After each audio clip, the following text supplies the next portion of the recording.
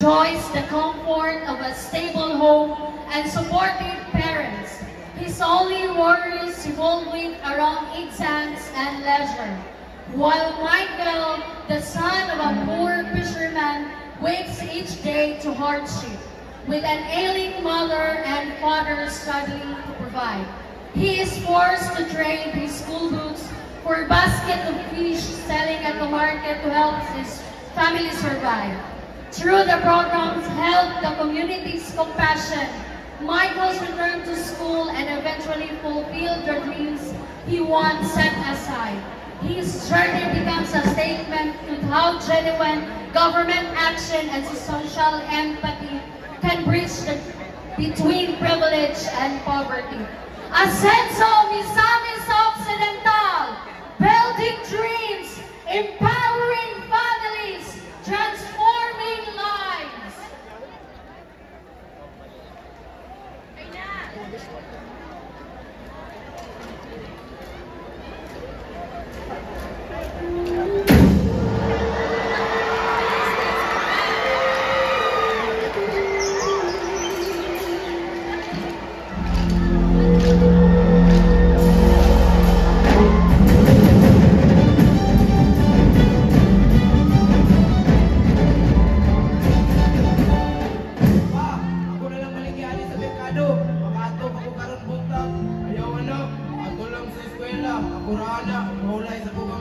Kapoy, nakay ka ba?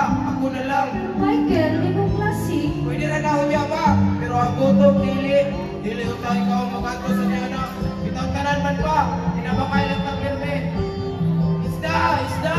Pres ko pa. Mabubuha. Kitang sa dagat. Uy, Joy, wala ba na may klase? Iba dapat na ka sa eskwelahan pero kurasa?